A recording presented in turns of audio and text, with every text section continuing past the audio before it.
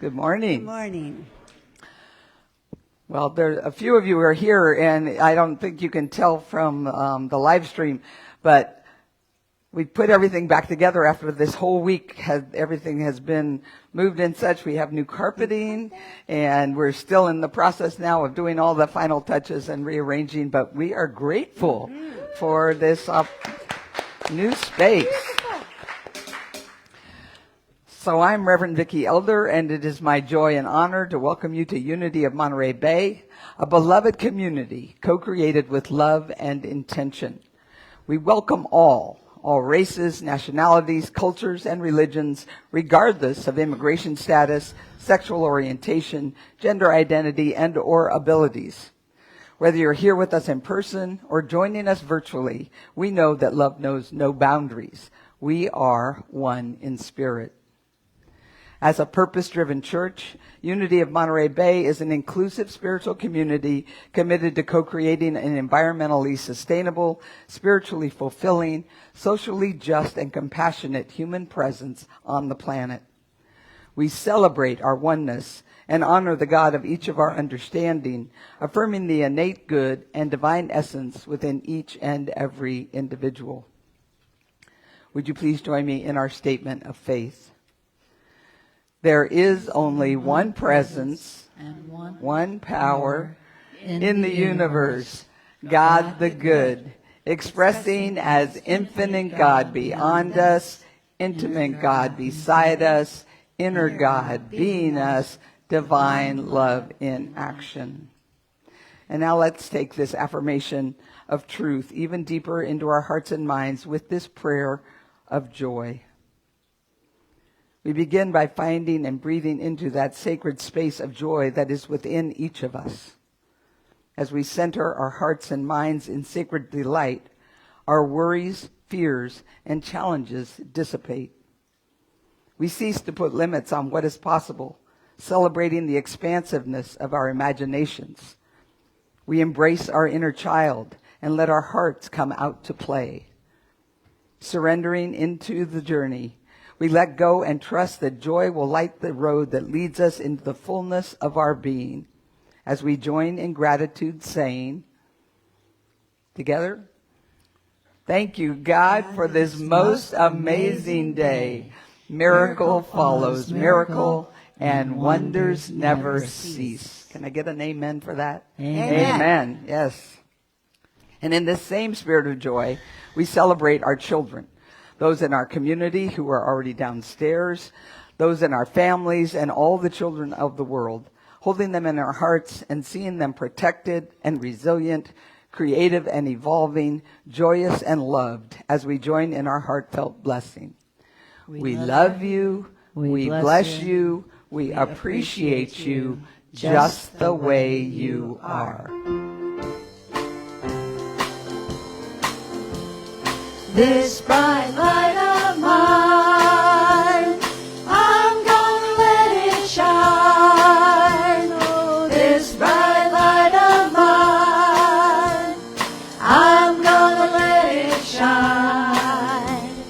This bright light of mine, I'm gonna let it shine. Let it shine, let it shine, let it shine.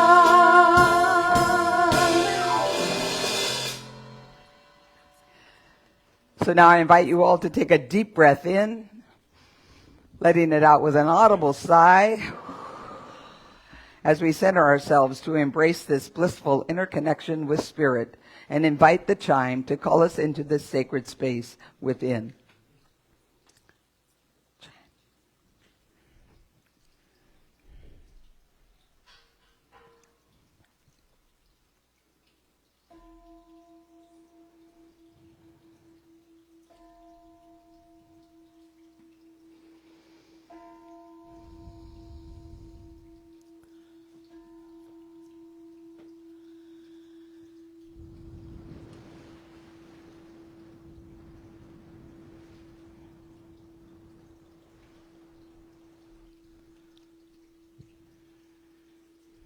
We ring the chime 4 times to call in the four directions and remind us of our interconnection with all of creation and with the sacred circle of life.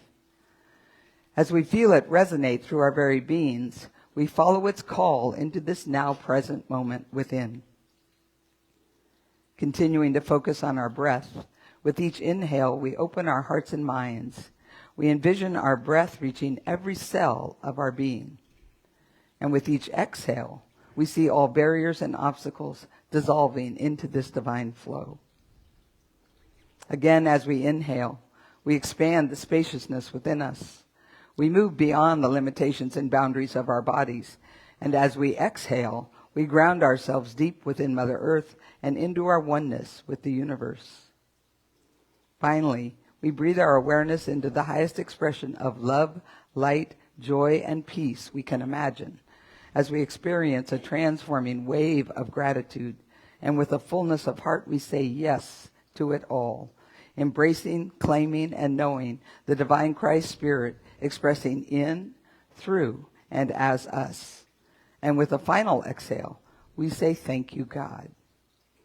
Now fully centered and transformed by the power of Spirit, we enter into our lesson and meditation time with today's daily word.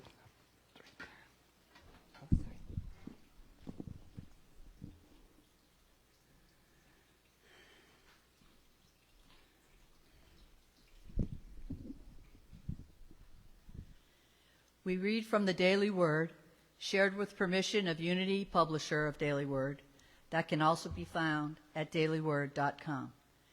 And the word is trust. I invite you to allow my words to be your words. I place my trust in God. Few things are greater comfort than deep and abiding trust in God. When I trust, I move more confidently through life. I feel the wind at my back and am made strong in the face of adversity. In the past, I may have felt disappointed when I misplaced my trust. The things of the world are impermanent. Even people come and go. The truth of God as the one presence and power in the universe, and as my life is everlasting, unchanged, and unchanging through all the seasons of life. Even as I grow, evolve, and deepen in spiritual understanding, God is always my source, the inspiration I return to again and again. My freedom to seek and discover lies in the awareness that I can always trust in God. And from scriptures, trust in the Lord forever, for in the Lord God you have an everlasting rock. Isaiah chapter 26, verse 4.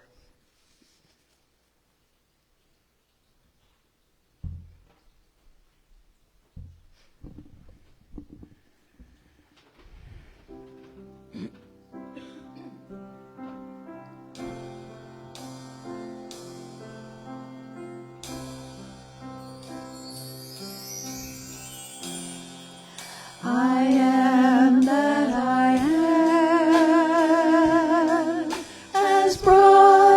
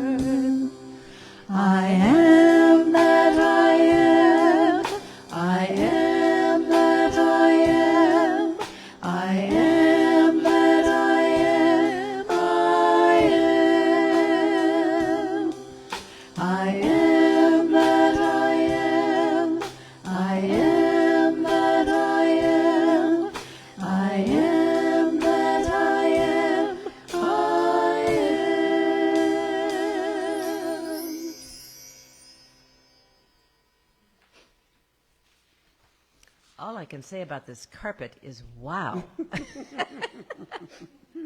And now, in witness to the wisdom of the many paths to the sacred, we read from 3 sacred traditions on this morning's topic, in witness to the, on this morning's topic, trust and joy.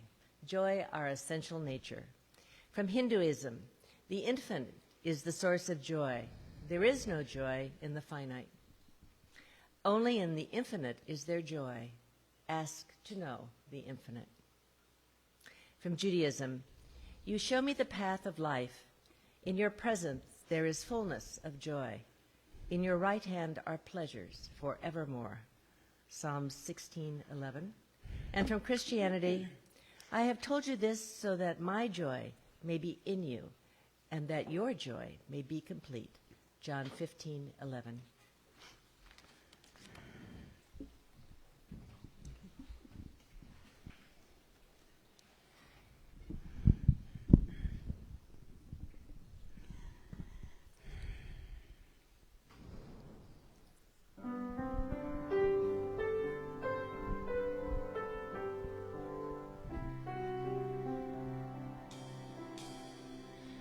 I am goodness,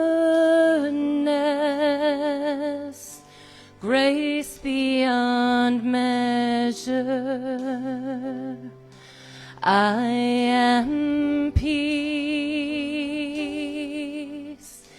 here and now. I am wholeness, thriving perfection. I am love. I am love. I am life, free and abundant. I am joy,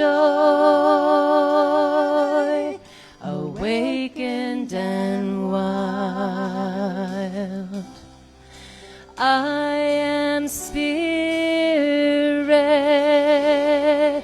open and boundless. I am love. I am love. We are goodness, grace beyond measure. We are peace, here and now. We are wholeness,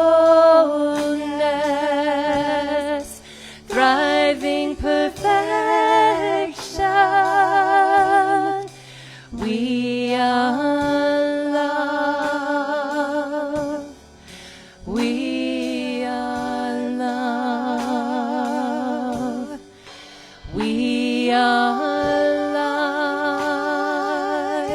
life, free and abundant. We are joy,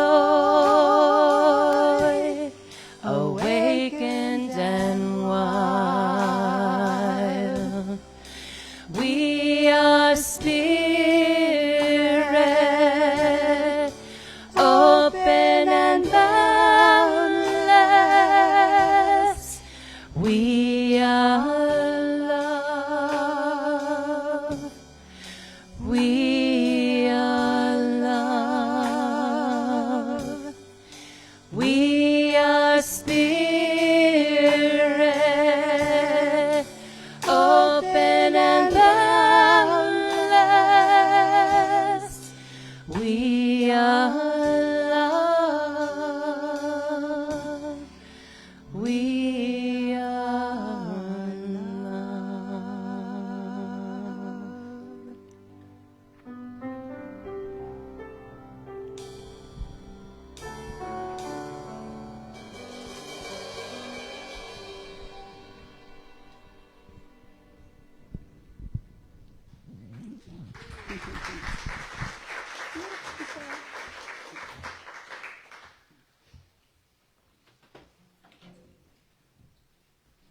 Okay, so you guys are doing that thing to me again where you're all on one side, and I'm going to have to give my whole sermon like this. Let me get my sermon. That'd be helpful. So I'm a little rattled this morning because my seminary Bible teacher is here, guys. Reverend Dan Beckett. He was my visiting from the whole other side of the universe as far as I'm concerned. No. He was my Christian scriptures teacher and my Quest for the Historical Jesus teacher and my prosperity teacher. And now we co-host a radio show called Spirit of Recovery, which used to be on Unity FM. Unfortunately, a few months ago, they shut down Unity FM, but that's okay. We found a new home. What's it called, Dan? Mind, Body, Spirit FM. And I think there is thanks to Martha, there is a link to it on our webpage.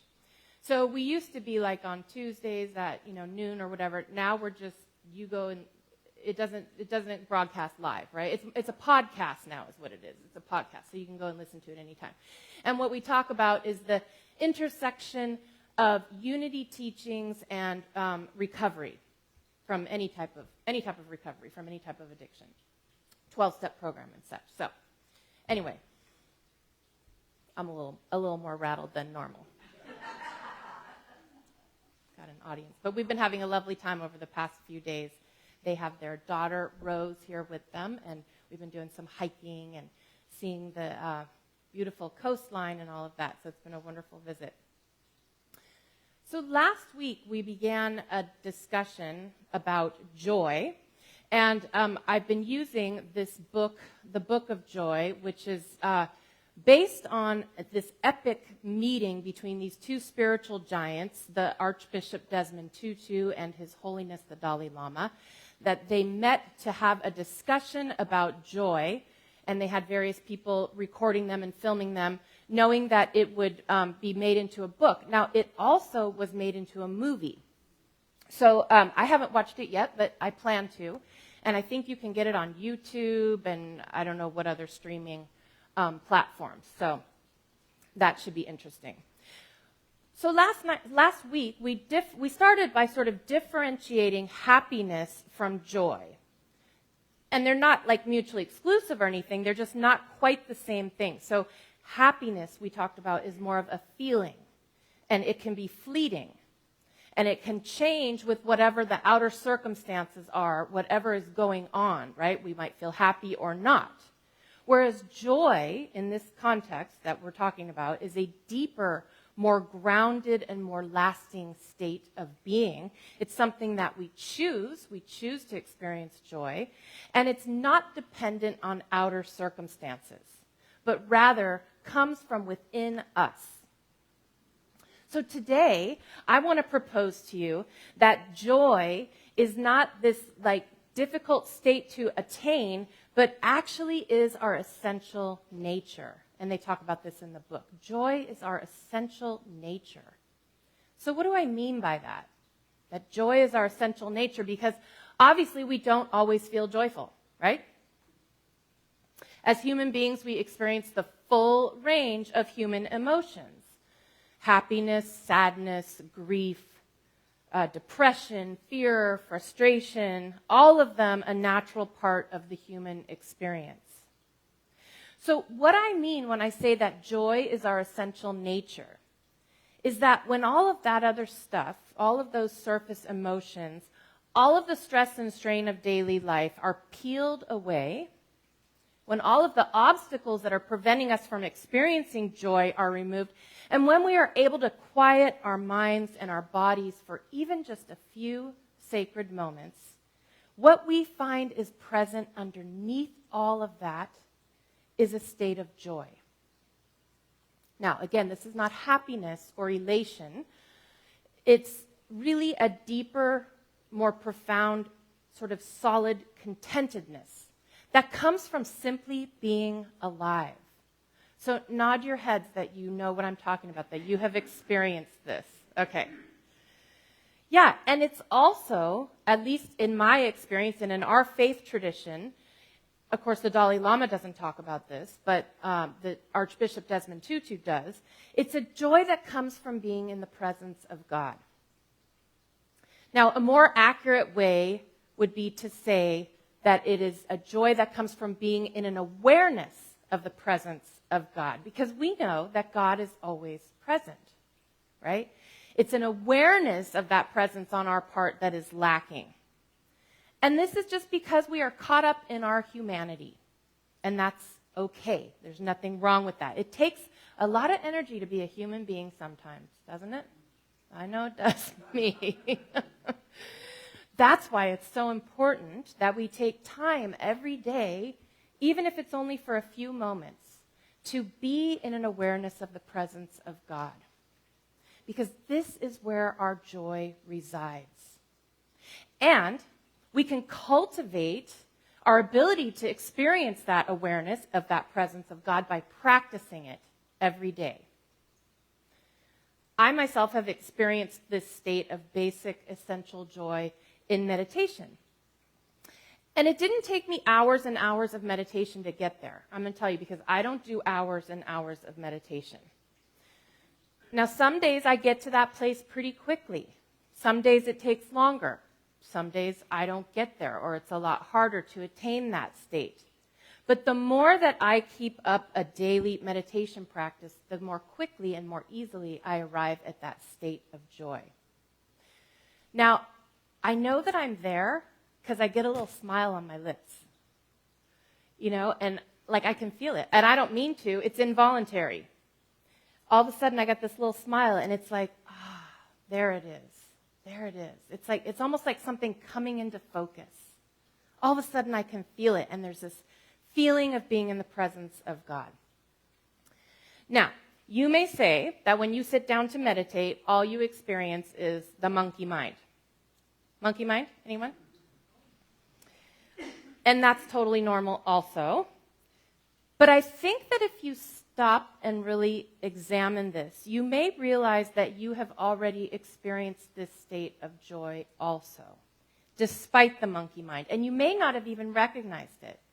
And here's why. This state of joy is deep and profound, but it's subtle. At least for me, it's subtle. It's not like fireworks, right? It's not happy, crazy, elated. It's a more quiet, grounded, centered, peaceful, sort of contented joy. It's joy at just being. Joy at just breathing. Joy for no reason at all, except to be sitting quietly in an awareness of the presence of God, of that infinite love that is God. And then once you get there, it's like you're just bathing in it. You're just soaking it up, and it brings that joy. So how can we experience this state more often? Well, you all know my approach to meditation because I've been teaching it for a few years now, and that is to keep it simple. Start with 5 minutes a day. If you do more, great. If not, that's okay.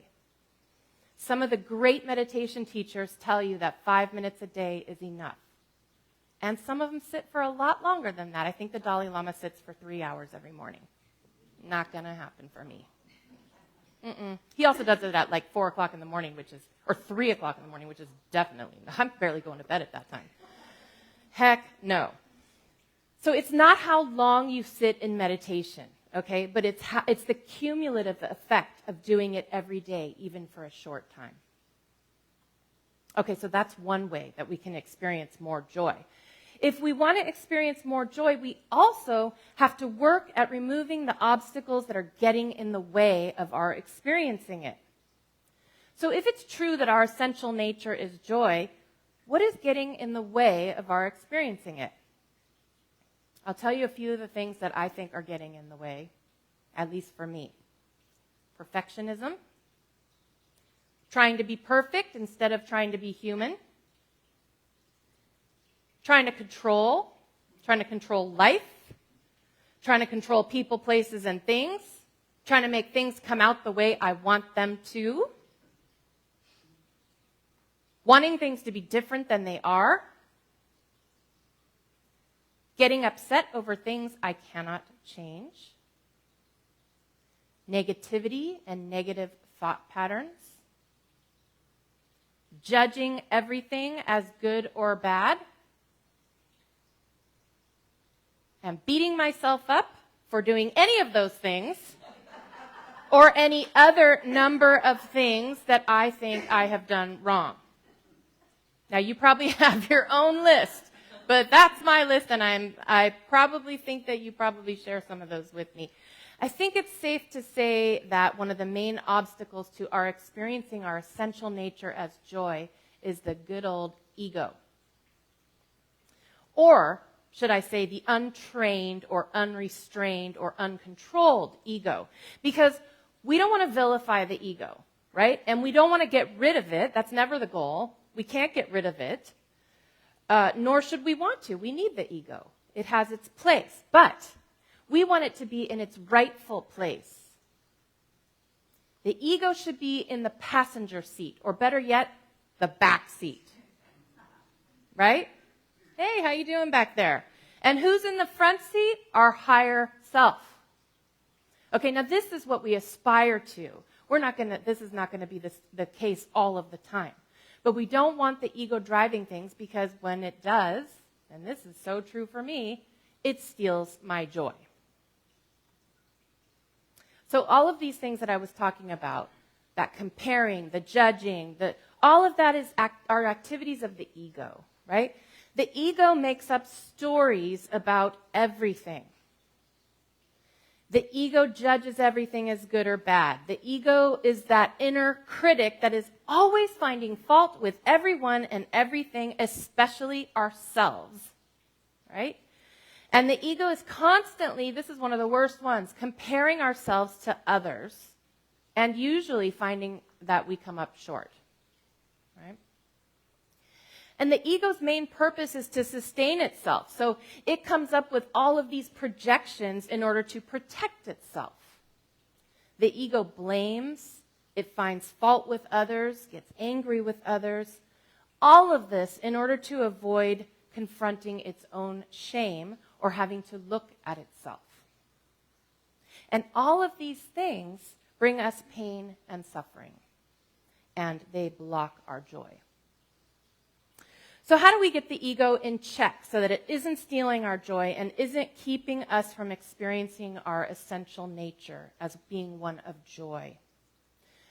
One way is something that I talked about last week, and I'm going to repeat it again, because both the Dalai Lama and the Archbishop Desmond Tutu agree that too much focus on oneself will not bring joy. In fact, it will increase our suffering. So one way to experience more joy is to take the focus off of ourselves and begin to concern ourselves more with the well-being of others. Now, some of you may be that helper personality, and this comes naturally for y'all. It doesn't come naturally for me. I mean, don't get me wrong. I love y'all endlessly. But it takes effort for me to get out of this long enough to be thinking about your well-being. But when I do, I experience a lot more joy than when I'm in here obsessed with my own self. So true lasting joy results from cultivating a genuine sense of concern for the well-being of others, for all sentient beings. But I think the ones we have the most trouble with are other human beings. Am I right?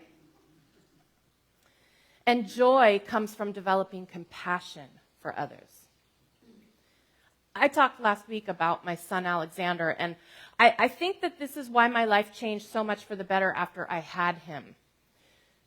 As I was talking about last week, I got sober in AA at a young age. I was 24 years old, and the next few years were filled with all this like self-discovery and therapy and recovery, and I found unity, and I was learning all these spiritual concepts, but it was all very self-focused.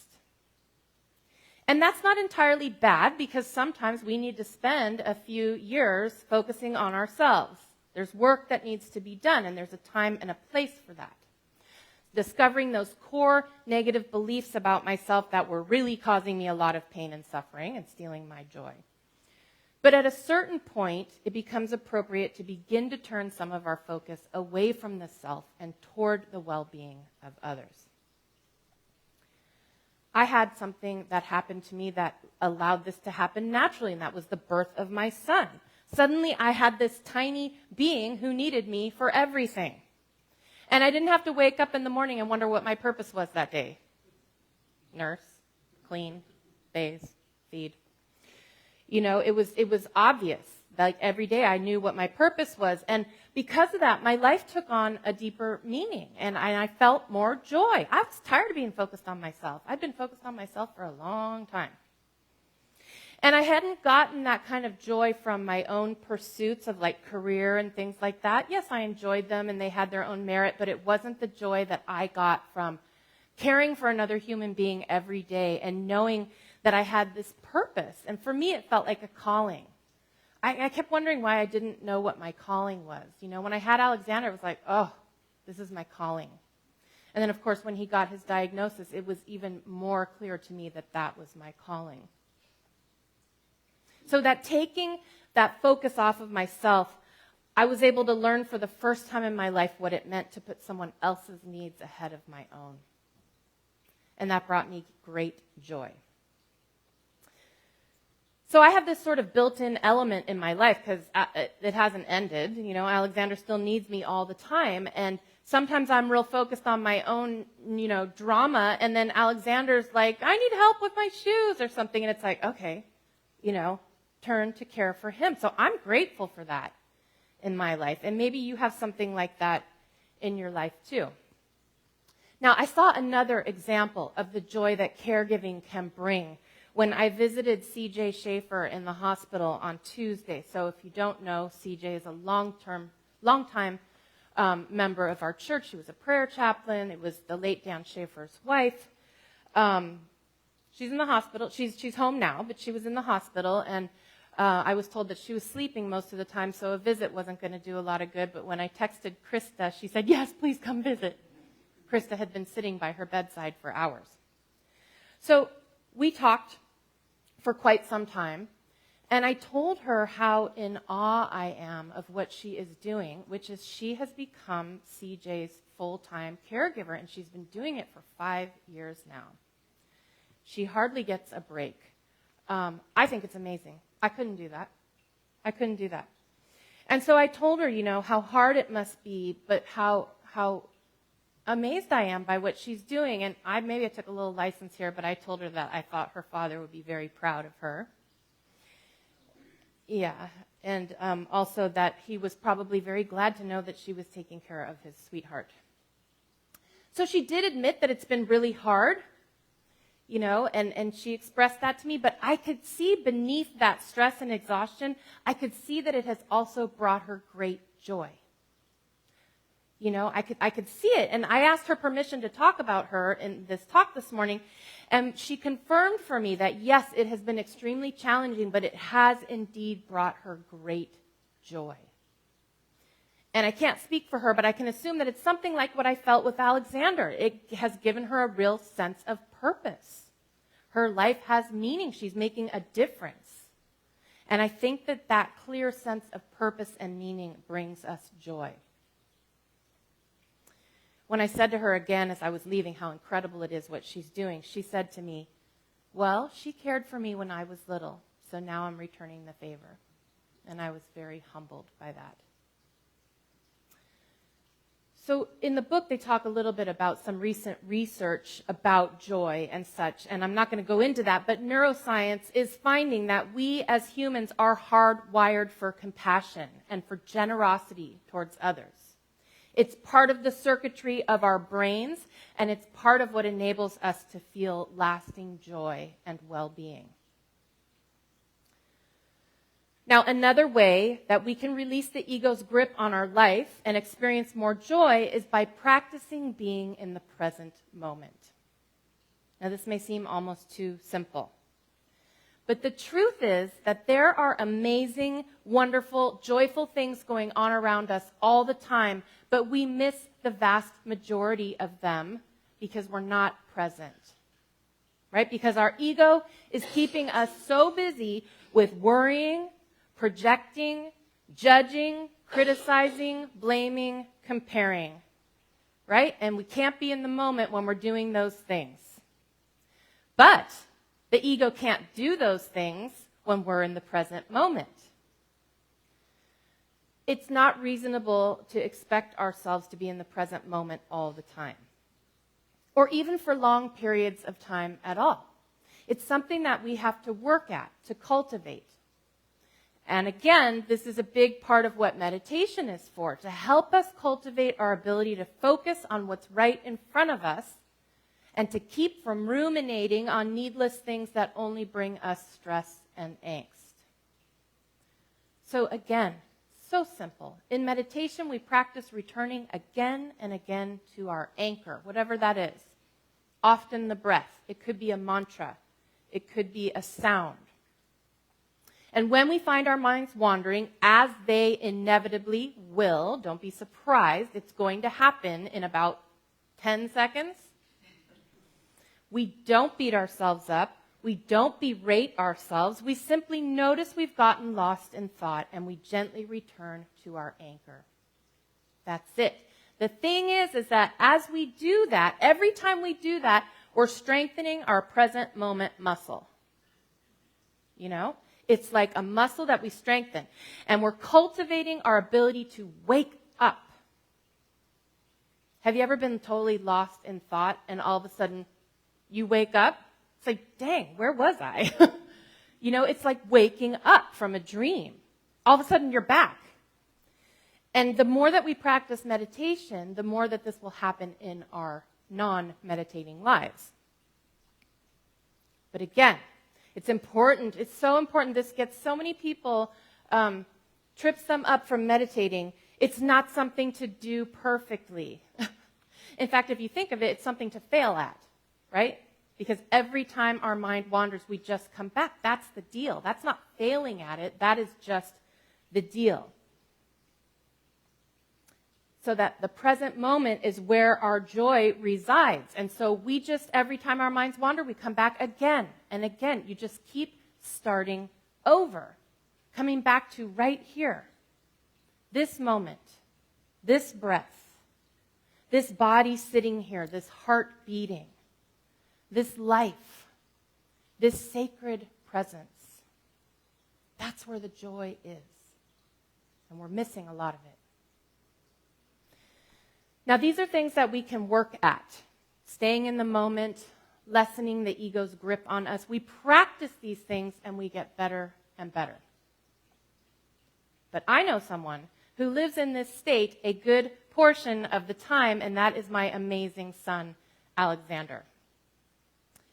Last week I talked a little bit about what it was like being a single parent of a special needs child and the challenges of it.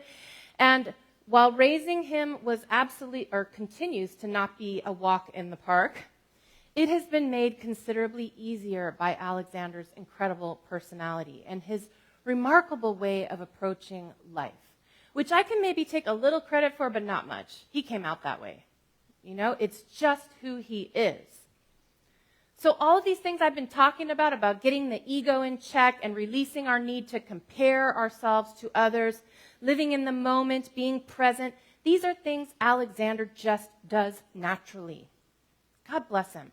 And as a result, he is one of the most joyful people I have ever known. So, here is what I think would be Alexander's guide to joyful living, if he could write such a thing. Alexander's guide to joyful living. Number 1, be yourself. Be authentic. Alexander doesn't seem capable of being anything else but 100% himself. Number 2, don't worry about what others think. Alexander just lives life with full abandon, and he really doesn't seem to care what anyone thinks about it. Number 3, notice the simple things, the small things. Alexander's the most observant person I know, and if you've spent more than 2 minutes with him, you know that he notices every bird, insect, airplane, every flower, every song playing in the background.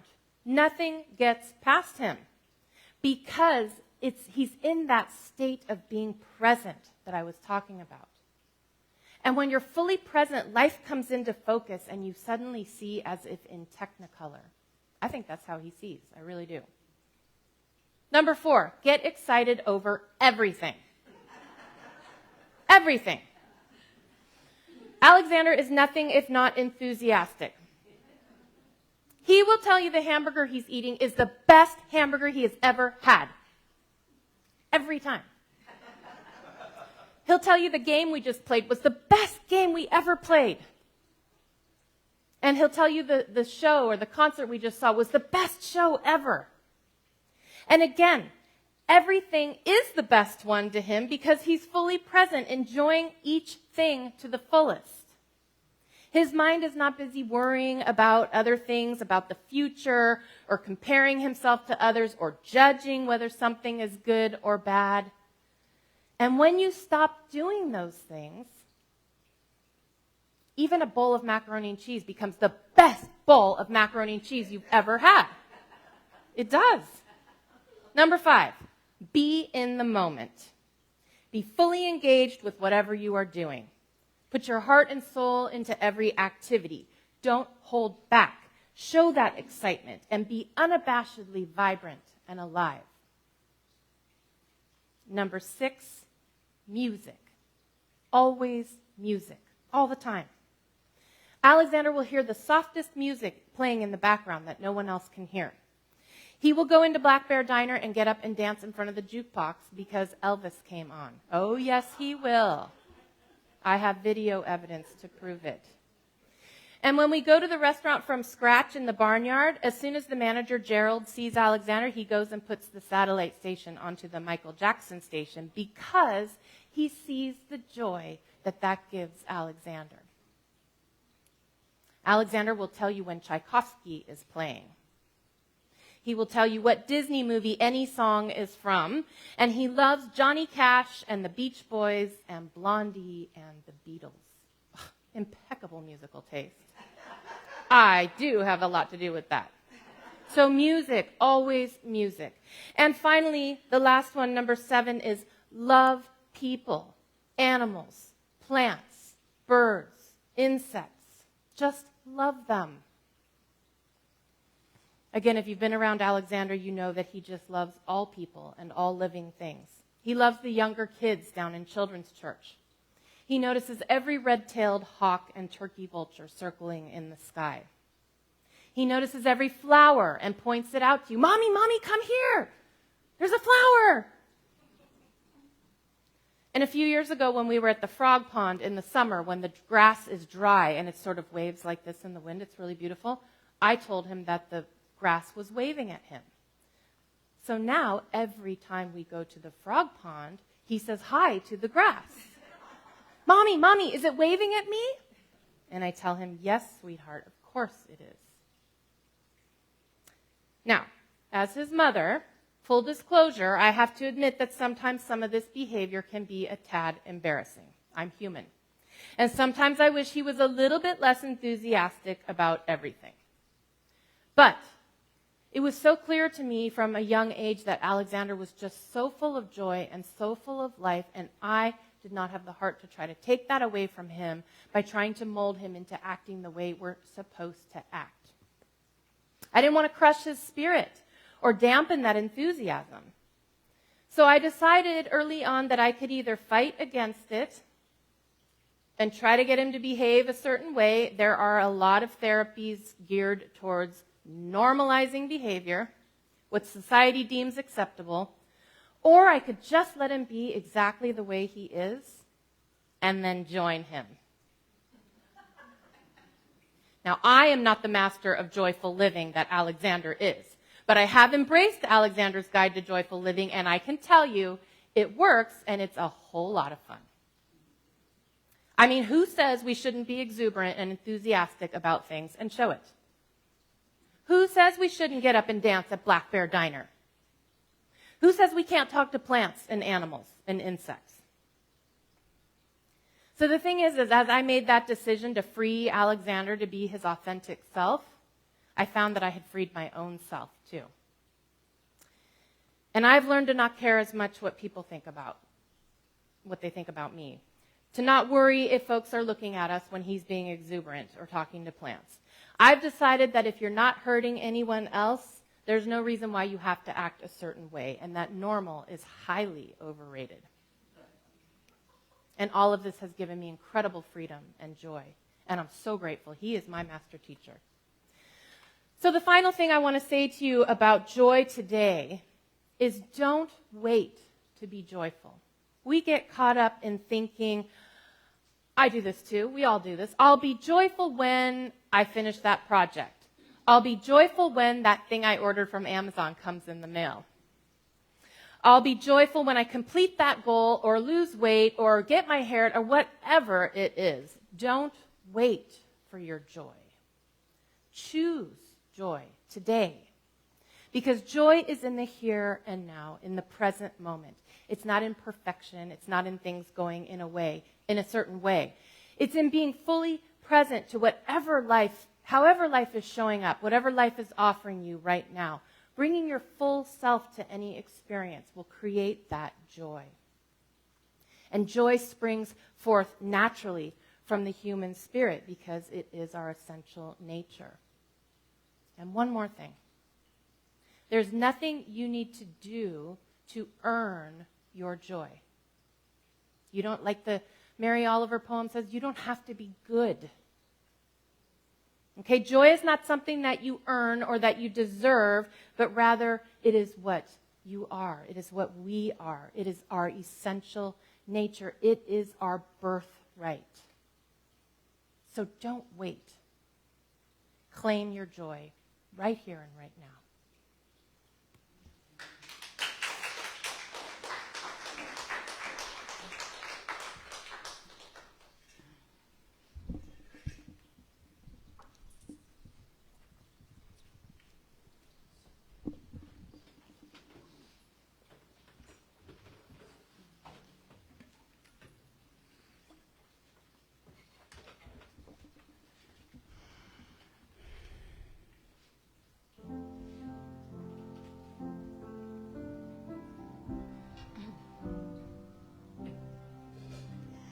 Joy fills every cell in my body. Every cell is alive with love.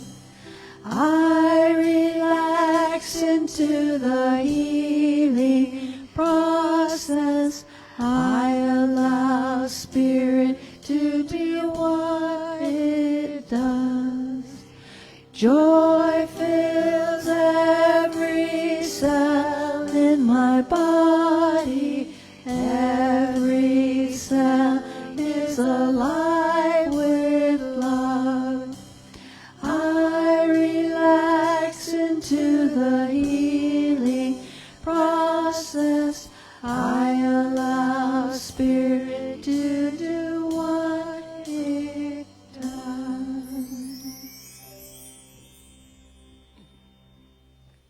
So we've come to that time in our service now when we have an opportunity to practice for just a few sacred minutes, moments, being in the present moment. So I invite you to find an awareness of your body, sitting in the pew, closing your eyes if that's comfortable for you.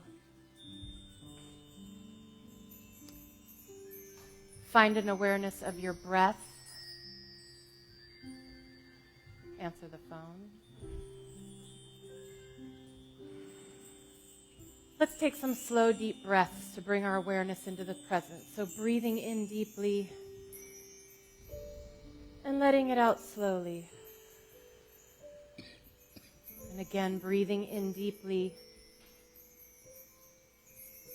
Exhaling slowly and letting go, releasing. One more time, breathing in that breath of life. And exhaling, letting go.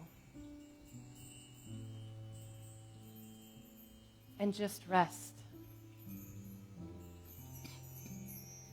Just rest in this moment. In this moment, all is well.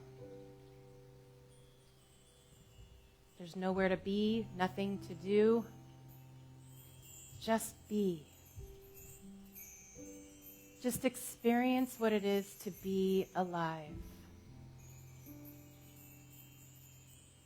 To be just resting. Just breathing. To let the ego get into the back seat. Let your higher self lead. It is the one that knows how to rest. How to just be.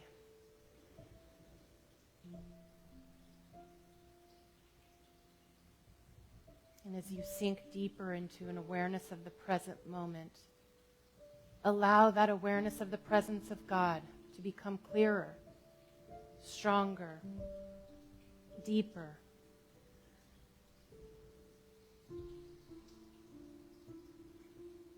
That infinite love of God. See it flowing in us and through us and all around us.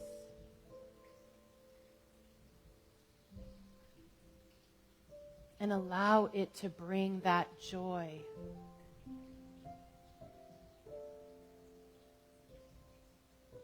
That deep, peaceful contentedness.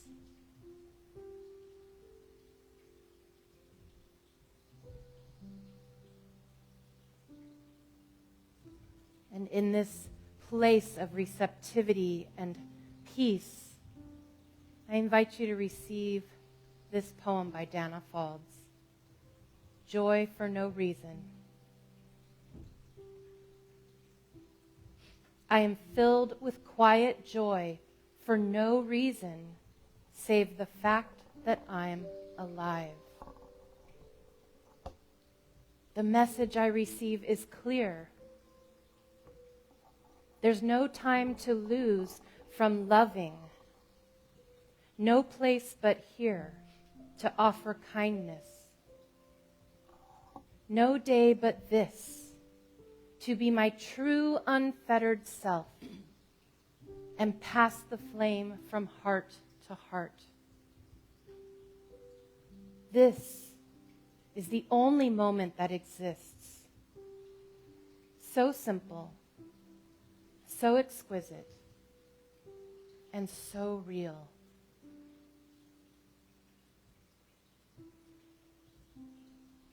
So I invite you to just allow those words to be received deep in your being as you rest for a few moments in the silence.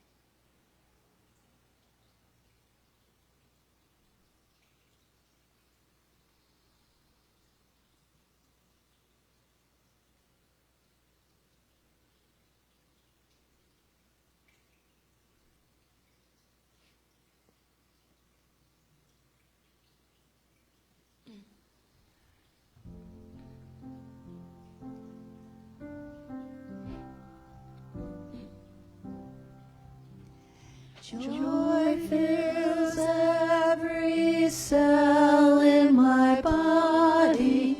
Every cell is alive with love. I relax into the healing process. I allow Spirit to do what it does.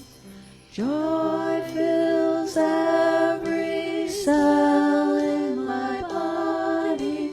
Every cell is alive with love. I relax into the healing process. I allow Spirit to do what it does. so as we prepare to bring this sacred time to a close, we do so with our hearts filled with gratitude, to be reminded once again that this place is available to us in any moment. It's just one breath away. And so we give thanks for this opportunity. We give thanks for this community that supports us in our spiritual growth. And we give thanks for that infinite love of God that is always there for us, always lifting us up, always helping us to experience our essential nature of joy. And so for this and for so many other things, we say, thank you, God. And so it is. Amen.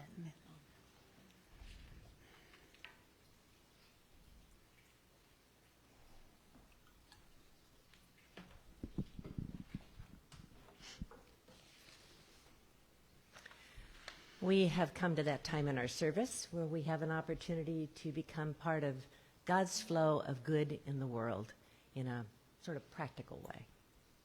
Unity of Monterey Bay is the collective consciousness and commitment of all of us who give of our time, our treasure, our talent, in order to sustain this spiritual community that is dedicated to transforming lives.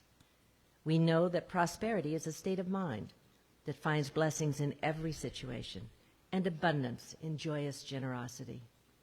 We transform all appearances of fear or lack into faith-filled peace of mind by shifting our attention to thoughts of gratitude for the abundance of God's good in our lives. Well, it probably won't surprise any of you that Michelle's wonderful talk this morning reminded me of a story that I just have to share with you. So I'm blessed to have wonderful friends, and I would say all of them are generous people. But I have one friend who I've known since we were puppies together, who is always generous, 24/7, over the last 45 years, always generous. And I asked this friend one time, and, you know, I'm close enough to this friend to know that the friend's life has been up and down and had tragedies and whatever. I asked the friend, you know, how do you do that? You seem always to be generous.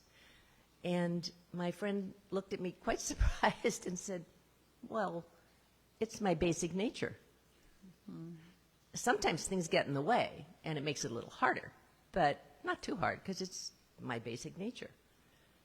And I left that conversation thinking, whoa, I may have been thinking about generosity completely wrong, right? I thought our basic nature was something else, and we would overcome it with fits of generosity. And the more I've thought about it, the more I know that my friend is right. Generosity is our basic nature.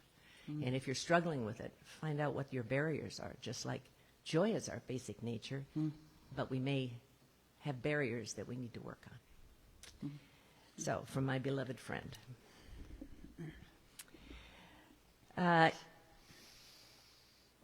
Again, we're grateful to all of you.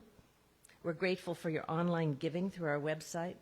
We're grateful for your mailed-in offerings. We're grateful for monies that you drop in the basket as you're leaving today.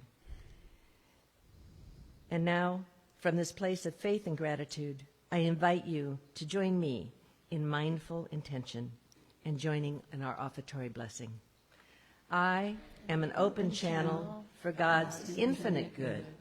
Divine love flowing through me blesses and multiplies everything I give and everything I receive. I am both blessed and a blessing. Thank you, God.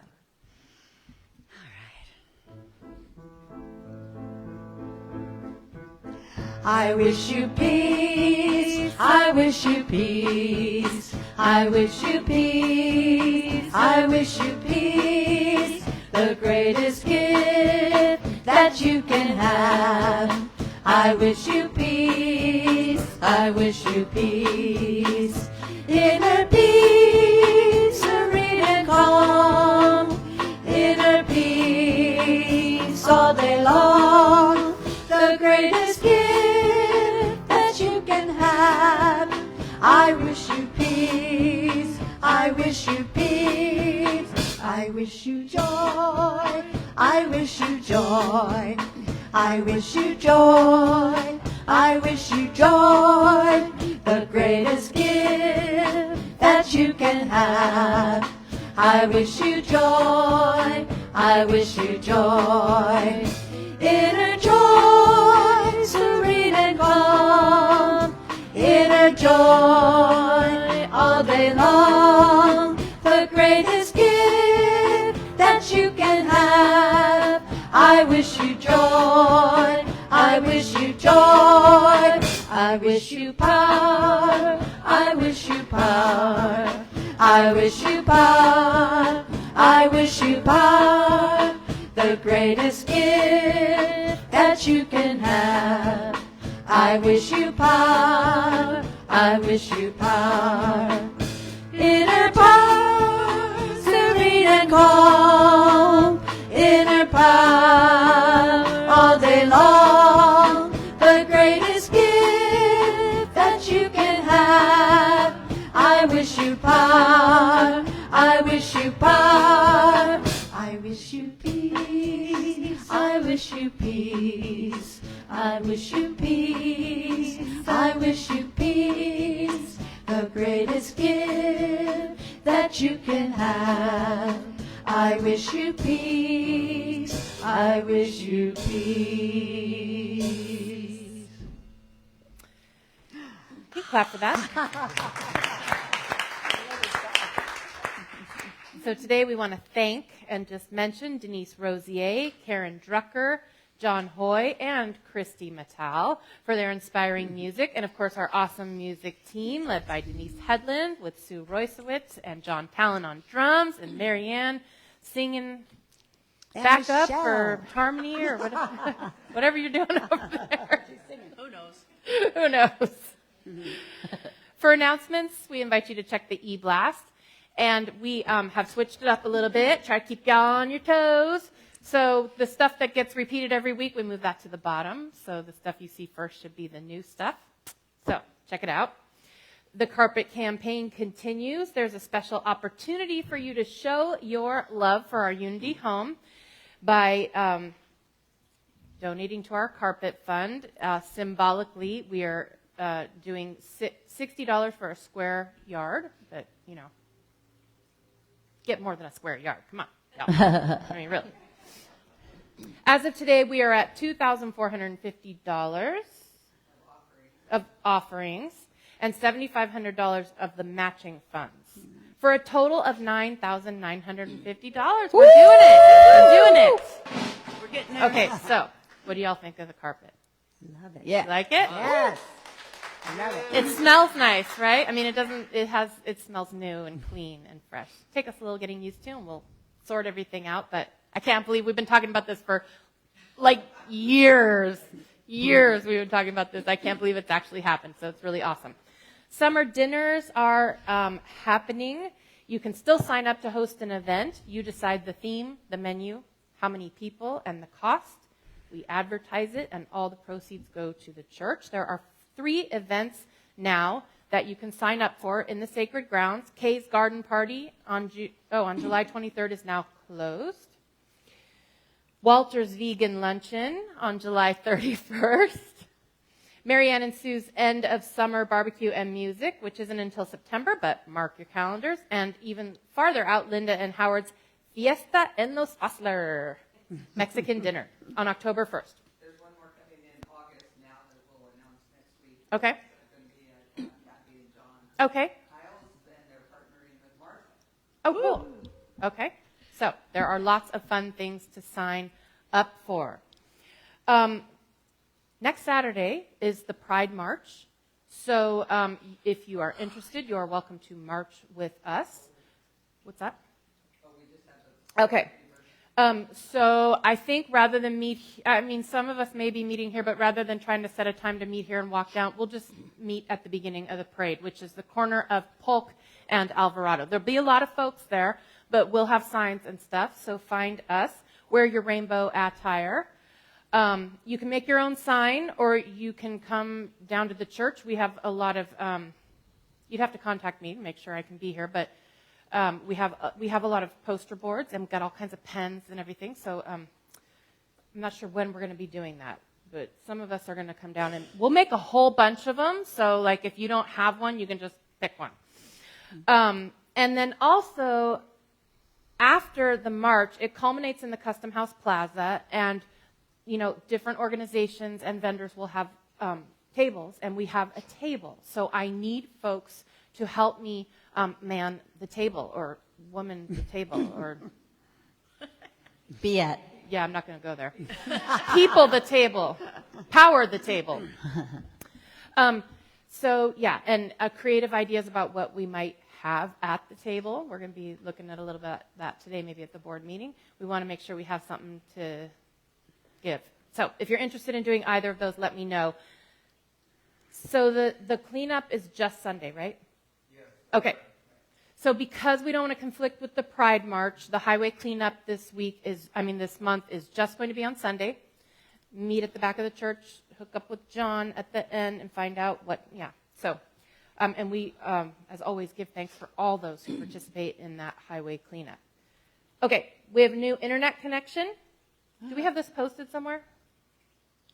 Oh, we're going to be flashing the password. So take a picture of it, so that you can get on our new What does it say? our new internet. It's working this As soon moment. as we get it. It is working this moment. Maybe not next moment, but this moment it is working. This moment is all that matters, so it'll be okay.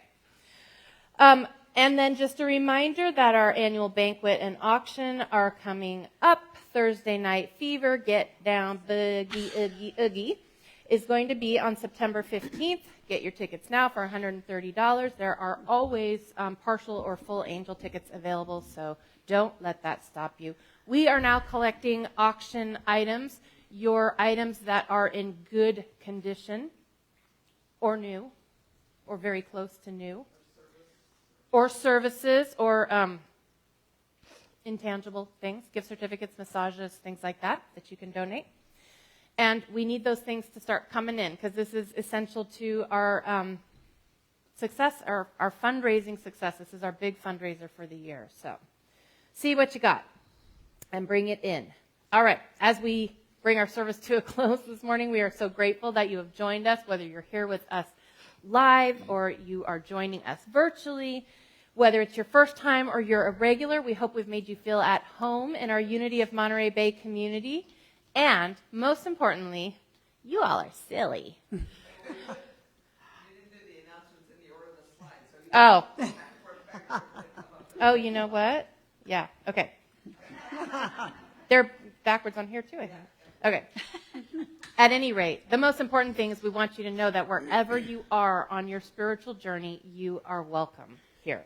Our chaplain on duty today is Jan Lindenthal Cox. She's available to pray with you after the service. And there are also prayer slips in your pews, which can be placed in the wooden box by the door.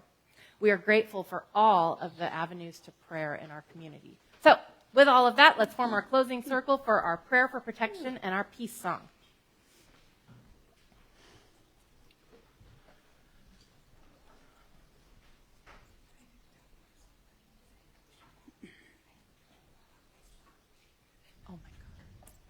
Oh my God. See? No ego. It's okay.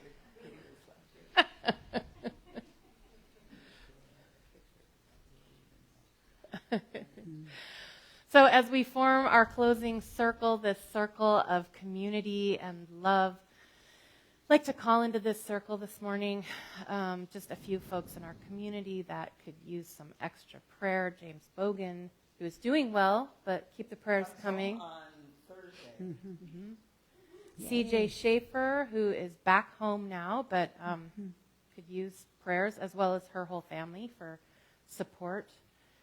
And Victoria Knowles, and also Colleen Pritchett.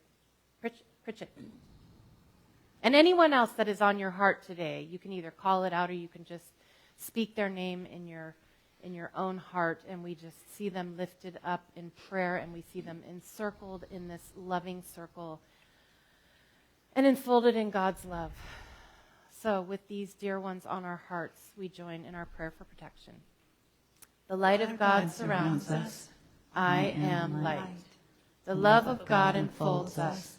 I am love. The power of God protects us. I am power. The presence of God watches over us. I am presence. Wherever we are, God is, and all is well.